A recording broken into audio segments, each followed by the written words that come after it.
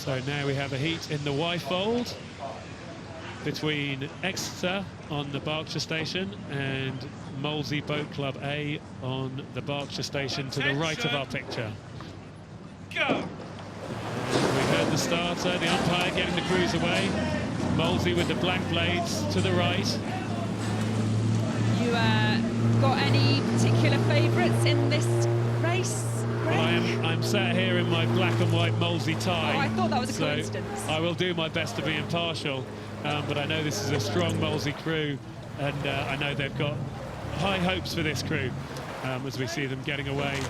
Coming up there, top of the island, getting out to about a length. They'll be pleased with that start.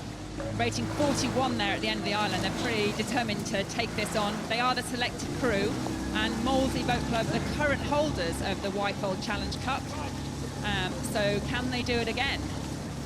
Well, we've leapt down the course, I have to tell you. And what we can see, which is so interesting here, is that Exeter have come right back into it. And when we get a shot across the side, I'm sure we're going to see the crews are definitely overlapping, and Exeter are making a real fight of this. Molesey might not have expected that. They, you know, within the course of this race, they were up almost clear, and Exeter come right back at them. Exeter have had to come through qualification. It's Molesey who have the heritage and the form, current holders. It's Molesey won the IOM1 Cox's Balls at Marlow.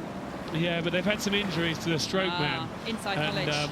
And not been able to settle this combination. So the first time really that they've come together. But I'm sure this will be coming as a surprise to them, that Exeter really put them under so much pressure. And we just saw the umpire there, John Hedger, warning the Molesey crew to keep on their station, not to try and encroach. There you can see him just on the left of the screen there. He's got the flag out, the white flag. That's steering Molesey across. He's put the flag away now, so he's happy that they've reacted. And they're coming past Forley, so that's the halfway point of the race. All credit to this Exeter crew. They've just kept their rating a little bit higher. They're fighting away. They're at 35 and a half to Molesey Boat Club's 34. And Molesey, what do you reckon? You wouldn't, if you could be ahead at this stage in the race, you definitely would be, wouldn't you? You wouldn't want to be settling in with only just a kind of canvas lead. Well, looking at it from this picture, you think the Molesey crew look quite relaxed, like they're rowing quite long and powerfully, and that it's Exeter who are scrambling. But Exeter are scrambling well, because they really are right in the race, and Molesey cannot afford to let off in any way at all here. They've not got that. Oh, here we can still see that from this picture that they've got what's called just a foot of overlap. Now they're moving through every stroke, trying to break the kind of elastic cord. Once they get past and they get what's called clear water between the two crews, it means that it's much harder for the crew that's behind to stay in contact.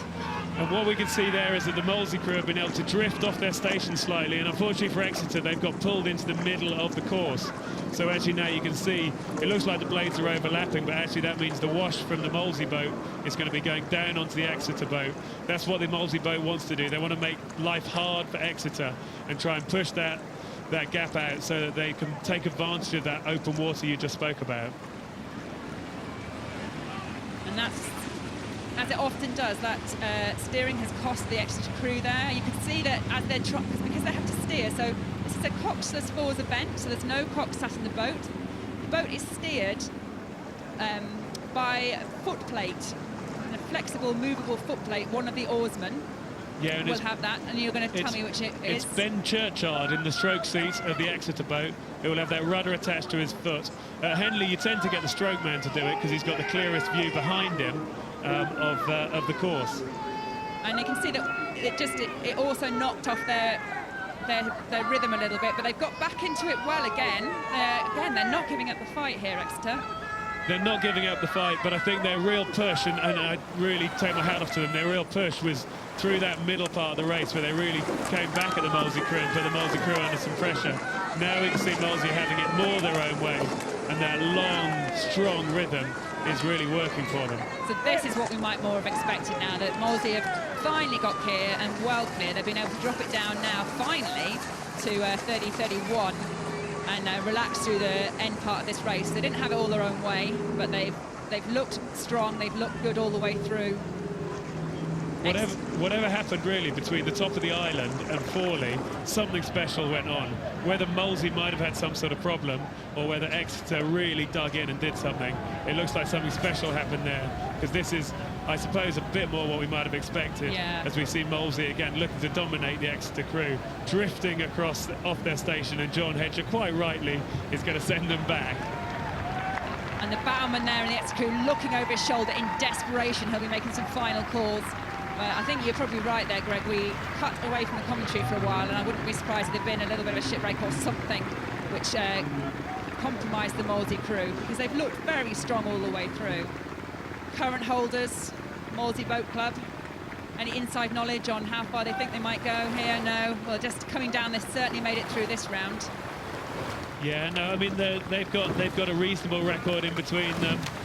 We see Oliver Ayres there in the stroke seat. It's only his second Henley. He was in the Thames Cup last year, but only made it to Thursday. Really wants to do better here, having been to the Coupe de la Jeunesse with the Great Britain junior team. But yeah, Henley wins are something pretty special, and they'll be up again tomorrow looking for another in the Wyfold Challenge Cup.